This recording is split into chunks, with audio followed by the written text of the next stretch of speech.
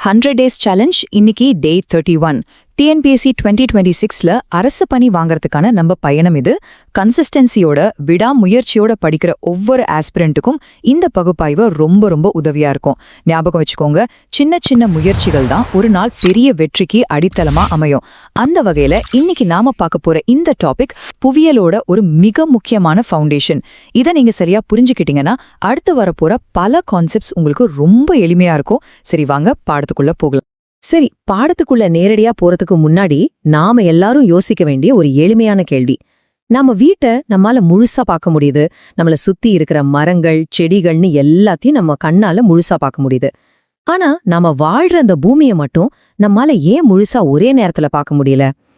இத பாக்குறதுக்கு ஒரு பள்ளி மாணவனோட சந்தேகம் மாதிரி தான் தெரியும். ஆனா இதுக்குள்ளதான் புவியியலோட அடிப்படை தத்துவமே அடங்கியிருக்கு. காரணம் ரொம்ப சிம்பிள். பூமி மிக மிக பிரம்மாண்டமானது. அதோட ஒரு சின்ன பகுதியில தான் நம்ம வாழ்ந்துட்டு இருக்கோம். அப்போ இவ்ளோ பெரிய பூமியை எப்படிதான் புரிஞ்சுக்கிறது? அதுக்குதான் நமக்கு ஒரு மாடல் தேவைப்படுது.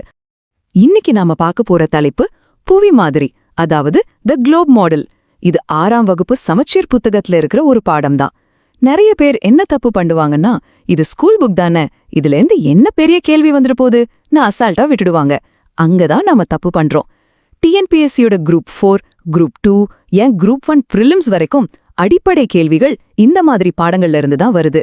அதனால ஒரு பள்ளி மாணவனோட சந்தேகம்தான் ஒரு டிஎன்பிஎஸ்சி மாணவனோட அடித்தளம். இந்த பாடத்தை நாம டிஎன்பிஎஸ்சி தேர்வு கண்ணோட்டத்துல வரிக்கு வரி ஆழமா அலச போறோம். சரி, முதல்ல புவிய பத்தின ஒரு சின்ன அறிமுகத்தை பாத்திரலாம். நம்ம பூமி சூரிய குடும்பத்துல 3ஆவது கோள்கிறது நமக்கு தெரியும். சரி, இதோட வடிவம் என்னன்னு கேட்டா நம்மள பலரும் என்ன சொல்வோம்? வட்டமானது, அதாவது ஸ்பெரிக்கல்னு சொல்வோம். ஆனா அது முழுமையான உண்மை கிடையாது. புவிக்குன்னு ஒரு பிரத்யேகமான ஒரு தனித்துவமான வடிவம் இருக்கு. அது என்னன்னு இப்ப பார்க்கலாம். புவியோட உண்மையான வடிவம் ஜியாய்டு. இந்த வார்த்தை ரொம்ப ரொம்ப முக்கியம். தேர்வுல நேரடியா கேட்கக்கூடிய ஒரு கேள்வி. அப்போ ஜியாய்டுனா என்ன? சிம்பிளா சொல்லணும்னா, துருவ பகுதிகள்ல, அதாவது நார்த் போல் சவுத் போல்ல லேசா தட்டையாகவும் நடுவுல நிலநடுக்கோட்டு பகுதியில ஈக்குவேட்டர் கொஞ்சம் பருத்தும், அதாவது பல்ஜிங்காவும் இருக்கிற ஒரு கோள வடிவம். ஒரு ஆரஞ்சு பழத்தை கற்பனை பண்ணி பாருங்க, எப்படி மேலேயும் கீழேயும் லேசா தட்டையா இருக்கும் இல்லையா? கிட்டத்தட்ட அந்த மாதிரி ஒரு வடிவம் தான். சோ இனிமேல் புவியின் வடிவம் என்னன்னு கேட்டா பதில் ஜியாய்டு. இதை நல்லா ஞாபகம் வச்சுக்கோங்க.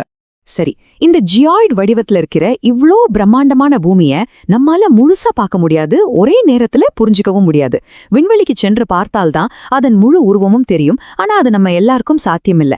அதனால இந்த பூமியை பத்தி எளிமையா படிக்கிறதுக்கும், அதுல இருக்கிற நாடுகள், கண்டங்கள், பெருங்கடல்கள் இதெல்லாம் தெளிவா தெரிஞ்சுக்கிறதுக்காகவும் நாம உருவாக்குன ஒரு முப்பரிமாண மாதிரி தான் இந்த புவி மாதிரி, அதாவது குளோப்.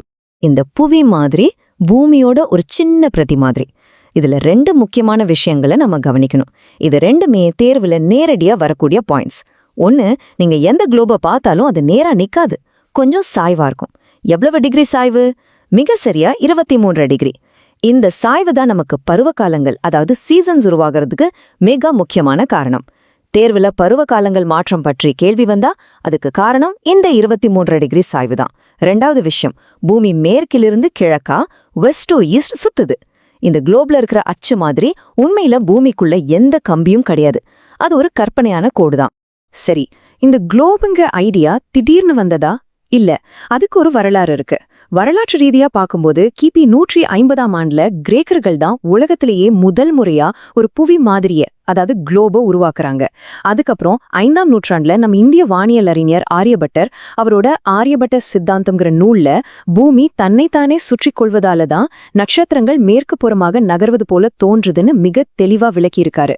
இதுக்கு முன்னாடியே கிபி 2ஆம் நூற்றாண்டுல டாலமி என்கிற அறிஞர் வரைபடங்கள்ல அச்சுக்கோடு, தீர்க்கக்கோடு மாதிரியான கோடுகளை வரைஞ்சிருக்காரு.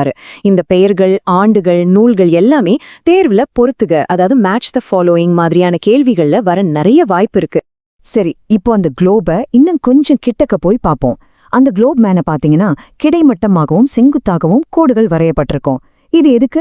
ஒரு இடத்தோட சரியான அமைவிடத்தை, அதாவது லொகேஷனை தெரிஞ்சுக்கிறதுக்கும் தூரம், நேரம் இது எல்லாம் கணக்கிடுறதுக்கும் வரையப்பட்ட கற்பனை கோடுகள் தான் இது.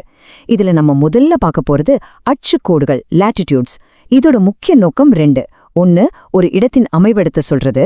2, காலநிலை மண்டலங்களை, கிளைமேட் ஜோன்ஸை தீர்மானிக்கிறது. அப்போ அக்ஷகோடுனா என்ன? புவியின் மீது கிழக்கிலிருந்து மேற்காக, அதாவது கிடைமட்டமாக ஹாரிசான்டலாக வரையப்பட்டிருக்கிற கற்பனை கோடுகளுக்கு பெயர்தான் அக்ஷகோடுகள். இந்த கோடுகளை பத்தி சில முக்கியமான பாயிண்ட்ஸ் இருக்கு. 1, இதெல்லாமே முழு வட்டங்களா, கம்ப்ளீட் சர்க்கிள்ஸா இருக்கும். 2, இது ஒண்ணுக்கொன்னு இணையா பேரலா இருக்கும், ஆனா சமமான நீளம் கொண்டதா இருக்காது. இது ரொம்ப முக்கியம். நிலநடுக்கோட்டுல இருந்து துருவங்களை நோக்கி போக போக இந்த வட்டங்களோட நீளம் குறைஞ்சிட்டே போகும். சரி, அடுத்த முக்கியமான கேள்வி, மொத்தம் எத்தனை அச்சக்கோடுகள் இருக்கு? இது ஒரு நேரடியான MCQ கேள்வி. மொத்தம் 181. இந்த கணக்கு எப்படி வருதுன்னு தெளிவா புரிஞ்சுக்கோங்க. நடுவுல 0 டிகிரி நிலநடுக்கோடு ஈக்குவேட்டர் 1, அதுக்கு மேல வட அரைக்கோளத்துல நார்தர்ன் ஹெமிஸ்பியர்ல 89 கோடுகள், அதே மாதிரி தென் அரைக்கோளத்துல சதர்ன் ஹெமிஸ்பியர்ல 89 கோடுகள். அப்போ 89 கூட்டல் 89 கூட்டல் 1 மொத்தம் 179 தான் வருது. மீதி 2 எங்க? அதுதான் வட துருவம் 90 டிகிரி நார்த் மற்றும் தென் துருவம் 90 டிகிரி சவுத். இந்த ரெண்டும் கோடுகளாக இல்லாம வெறும் புள்ளிகளாக பாயிண்ட்ஸா இருக்கும். சோ 89 + 89 + 1 + 2 = மொத்தம் 181. இந்த எண்ணம் மறக்கவே கூடாது. இந்த 181 அச்சக்கோடுகள்லயே ஒரு கோடு ரொம்ப ஸ்பெஷல். அதுதான் பூமிக்கு நடுவுல வரையப்பட்டிருக்கிற 0 டிகிரி அச்சக்கோடு. இதுக்கு பேரு நிலநடுக்கோடு, ஈக்குவேட்டர். இது பூமிய வட அரைக்கோளம் தென் அரைக்கோளம்னு 2ஆ பிரிக்குது. இருக்கிறதுலேயே மிக நீளமான அச்சக்கோடு இதுதான்.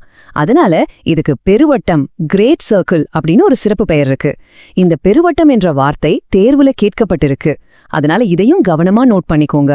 சரி, இந்த அச்சக்கோடுகள் ஒரு இடத்தோட லொகேஷனை மட்டும்தான் சொல்லுதா? இல்ல, அதோட இன்னொரு முக்கியமான வேலை வெப்பமண்டலங்களை பிரிக்கிறது தான். சூரியனோட கதிர்கள் பூமி மேல எல்லா இடத்துலயும் ஒரே மாதிரி விழாது.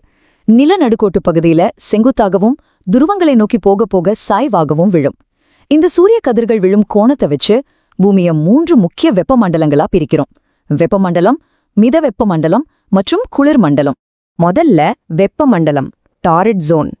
இது நிலநடுக்கோட்டிலிருந்து வடக்கே 23.5 டிகிரி கடகரேகை வரையிலும் தெற்கே 23.5 டிகிரி மகர ரேகை வரையிலும் இருக்கிற பகுதி. சிம்பிளா சொல்லணும்னா சூரியன் நேரா அடிக்கிற இடம். அதனால இங்க வெப்பம் மிக அதிகமாயிருக்கும். அடுத்து மித வெப்பமண்டலம், டெம்பரேட் ஜோன். இது கடகரேகையிலிருந்து ஆர்டிக் வட்டம் வரையிலும் மகர ரேகையிலிருந்து அண்டார்டிக் வட்டம் வரையிலும் உள்ள பகுதி. இங்கு சூரிய கதிர்கள் கொஞ்சம் சாய்வாக விழுவதால் மிதமான வெப்பம் நிலவும். கடைசியா குளிர் மண்டலம், ஃப்ரிஜிட் ஜோன். இது ஆர்டிக் வட்டத்திலிருந்து வடதுருவம் வரையிலும் அண்டார்டிக் வட்டத்திலிருந்து தென்துருவம் வரையிலும் உள்ளது. சூரிய வெளிச்சமே ரொம்ப கம்மியா படுற இடம் இது. அதனால கடுமையான குளிர் நிலவும். ஓகே, அச்சக்கோடுகள் பத்தி இப்போ நமக்கு ஒரு தெளிவான ஐடியா கிடைச்சிருச்சு. இப்போ நம்ம அடுத்த செட் ஆஃப் கோடுகளுக்கு போலாம். அதுதான் தீர்க்க கோடுகள், அதாவது லாஞ்சிடியூட்ஸ்.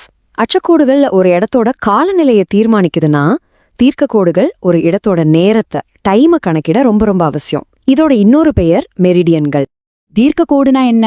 புவியின் மீது வடக்கு தெற்காக, அதாவது செங்குத்தாக, வெர்டிகலி வடதுருவத்தையும் தென்துருவத்தையும் இணைக்கிற மாதிரி வரையப்பட்டிருக்கிற அரைவட்ட கற்பனை கோடுகள் தான் தீர்க்க கோடுகள். இங்கதான் முக்கியமான வித்தியாசத்தை நீங்க கவனிக்கணும். அச்சக்கோடுகள் முழுவட்டங்கள், ஒன்றுக்கொன்று இணை. ஆனா தீர்க்க கோடுகள், அரைவட்டங்கள் எல்லாமே துருவங்கள்ல போய் ஒன்னு சேர்ந்துடும். இந்த பாயிண்ட் தேர்வுல ஸ்டேட்மெண்ட் கேள்வியா வரதுக்கு நிறைய வாய்ப்பு இருக்கு. சரி, அச்சக்கோடு மொத்தம் எத்தனை சொன்ன? 181. அப்போ தீர்க்கக்கோடு மொத்தம் 360. நடுவுல இருக்கிற 0 டிகிரி கோட்டுல இருந்து கிழக்கே 150 கோடுகளும் மேற்கே 150 கோடுகளும் வரையப்பட்டிருக்கு. ஆக மொத்தம் 360. அச்சக்கோடு 181, தீர்க்கக்கோடு 360. இந்த 2 எண்களையும் குழப்பிக்கவே கூடாது. சரி, 360 கோடுகள் இருக்கு. இதுல எதுல இருந்து கணக்க ஆரம்பிக்கிறது? ஒரு ஸ்டார்டிங் பாயிண்ட் வேணும் இல்லையா? அந்த தொடக்க புள்ளி தான் 0 டிகிரி தீர்க்கக்கோடு. இது இங்கிலாந்துல லண்டன் பக்கத்துல இருக்கிற கிரீன்விச் என்ற இடத்துல இருக்கிற ராயல் வானியல் ஆய்வு மையம் வழியா போற மாதிரி வரையப்பட்டிருக்கு. 1884ஆம் ஆண்டு உலக நாடுகள் எல்லாமே இத 0 டிகிரி கோடா ஏத்துக்கிட்டாங்க. அதனால இதுக்கு முதன்மை தீர்க்கக்கோடு, பிரைம் மெரிடியன் அல்லது கிரீன்விச் தீர்க்கக்கோடுன்னு பெயர். இப்போ ரொம்ப முக்கியமான பகுதிக்கு வரோம், நேர கணக்கீடு. இதுல இருந்து கணக்குகள் கேட்க வாய்ப்பு இருக்கு, அதனால கவனமா கேளுங்க. பூமி ஒரு முழு ரவுண்ட் அடிக்க, அதாவது 360 டிகிரி சுத்த 24 மணி நேரம் ஆகுது. ஓகேவா? அப்போ 1 மணி நேரத்துக்கு பூமி எவ்வளவு டிகிரி கடக்கும்? சிம்பிள் கணக்கு தான். 360 24ஆல வகுக்கணும். வகுத்தா நமக்கு 15 டிகிரி கிடைக்கும். சோ 1 மணி நேரத்துக்கு பூமி 15 டிகிரி தீர்க்க கோடுகளே கடக்குது. சரி, அப்போ 1 டிகிரி தீர்க்க கோட்டை கடக்க எவ்வளவு நேரம் ஆகும்? 1 மணி நேரம்னா 60 நிமிடங்கள். இந்த 60 நிமிடத்தை 15 டிகிரியால வகுத்தா 4 நிமிடங்கள் கிடைக்கும். இதுதான் அடிப்படை ஃபார்முலா. 1 டிகிரி தீர்க்க கோடு ஈக்குவல் டு 4 நிமிடங்கள். இத மனசுல ஆழமா பதிய வச்சுக்கோங்க. நேரத்தை கணக்கிடுவதில் ஒரு முக்கியமான விதி இருக்கு. இத மட்டும் புரிஞ்சுக்கிட்டா போதும். சூரியன் கிழக்குல உதிக்குது. அப்போ கிழக்குல இருக்கிறவங்களுக்கு தான் முதல்ல விடியும் இல்லையா? அவங்க நேரத்துல நம்மளை விட முன்னாடி இருப்பாங்க. சோ கிரீன்விச்ல இருந்து கிழக்கு நோக்கி செல்ல செல்ல நேரம் கூடும். அதே போல மேற்கு நோக்கி செல்ல செல்ல நேரம் குறையும். Simple logic. இது ரொம்ப முக்கியமான கான்செப்ட். இந்த உலக நேர கணக்கீடு கான்செப்டை இப்போ நம்ம இந்தியாவுக்கு பொருத்தி பார்க்கலாம். இந்திய திட்ட நேரம், அதாவது இந்தியன் ஸ்டாண்டர்ட் டைம், IST. இது TNPSC தேர்வுகள்ல அடிக்கடி கேட்கப்படுற ஒரு பகுதி. ரொம்ப முக்கியம். இந்தியா மேற்கே குஜராத்ல இருந்து கிழக்கே அருணாச்சல பிரதேசம் வரைக்கும் ரொம்ப அகலமா பரவி இருக்கு. இதனால குஜராத்துக்கும் அருணாச்சல பிரதேசத்துக்கும் உள்ள நேர வித்தியாசம் கிட்டத்தட்ட 2 மணி நேரம் இருக்கும். இதனால நாட்டுக்குள்ளேயே ரயில், விமான நேரங்கள்ல பெரிய குழப்பம் வரும். இந்த குழப்பத்தை தவிர்க்கிறதுக்காக இந்தியாவுக்கு கிட்டத்தட்ட மத்தியில போற ஒரு தீர்க்க கோட்டை நாம பொதுவான நேரத்துக்கான கோடா எடுத்துக்கிட்டோம். அதுதான் 82.5 டிகிரி கிழக்கு, 82.5 டிகிரி ஈஸ்ட் தீர்க்க கோடு. இது உத்தரப்பிரதேச மாநிலத்துல மிர்சாப்பூர் வழியா போகுது. இந்த கோட்ல என்ன நேரமோ அதுதான் ஒட்டுமொத்த இந்தியாவுக்கும் பொதுவான நேரம். இதுதான் IST. சரி, இப்போ நம்ம படிச்சது எல்லாத்தையும் ஒரு ரிவிஷன் பண்ணிடலாம். முக்கியமா எக்ஸாம்லே எப்படி கேள்வி கேட்பாங்கங்கிற கண்ணோட்டத்துல பார்க்கலாம். கேள்விகள் எப்படி MCQவாகவோ அல்லது கூற்று மற்றும் காரணம், அதாவது ஸ்டேட்மெண்ட் கொஸ்டின்ஸாகவோ வரும்னு பார்க்கலாம். இந்த அட்டவணைய நல்லா பாருங்க. இதுதான் இந்த பாடத்தோட சாராம்சம். தேர்வுல எப்படி குழப்புவாங்கன்னா, தீர்க்க கோடுகள் ஒன்றுக்கொன்று இணையானவை அப்படின்னு ஒரு கூற்று கொடுப்பாங்க. ஆனா நமக்கு தெரியும், அட்சக்கோடுகள் தான் இணை, தீர்க்க கோடுகள் துருவங்கள்ல இணையும். அதே மாதிரி அட்சக்கோடுகளுக்கு இடையான தூரம் துருவங்கள்ல குறையும்னு சொல்லுவாங்க. அதுவும் தவறு. அது தீர்க்க கோடுக்கு தான் பொருந்தும். அட்சக்கோடுகளுக்கு இடை உள்ள தூரம் எப்பவும் சமமா இருக்கும், சுமார் 111 கிலோமீட்டர். இந்த மாதிரி சின்ன சின்ன வித்தியாசங்கள்ல தான் நம்ம ரொம்ப கவனமா இருக்கணும். இந்த தலைப்பு இன்னும் தெளிவா தேர்வு நோக்குல தயாரிக்கப்பட்ட பாயிண்ட்ஸா படிக்கணும்னு நினைச்சீங்கன்னா இதுக்கான முழுமையான PDF நோட்ஸ் இப்போ கிடைக்குது. TNPSCல திரும்ப திரும்ப கேட்கப்பட்ட கேள்விகளின் அடிப்படையில தயாரிக்கப்பட்ட இந்த PDF வெறும் 29 ரூபாய்க்கு மட்டும்தான். ஒரு டீ குடிக்கிற செலவுல ஒரு முக்கியமான தலைப்பை முழுமையா தெளிவுபடுத்திக்கலாம். அதற்கான லிங்க் கீழே கமெண்ட்ஸ்ல இருக்கு. தேவைப்படுறவங்க பயன்படுத்திக்கோங்க. தினமும் இதே மாதிரி TNPSCக்கு பயனுள்ள பகுப்பாய்வுகள் உங்களுக்கு வரணும்னா நம்ம சேனலை மறக்காம சப்ஸ்கிரைப் பண்ணுங்க. இன்னும் தீவிரமாக படிக்கிற சீரியஸ் ஆஸ்பிரன்ட்ஸ் நம்ம மெம்பர்ஷிப்பில் இணைந்தால் உங்களுக்கு பிரத்யேகமான நோட்ஸ் மற்றும் ரிவிஷன் டெஸ்டுக்கான ஆதரவும் கிடைக்கும். Day 31 வெற்றிகரமா முடிஞ்சது. நாளைக்கு Day 32ல இன்னொரு முக்கியமான தலைப்போட சந்திக்கலாம். கன்சிஸ்டன்சி மட்டும் விடாம ஃபாலோ பண்ணினா TNPSC 2026ல அரசு பணி கண்டிப்பா வாங்குறோம். தொடர்ந்து படிங்க. Keep studying.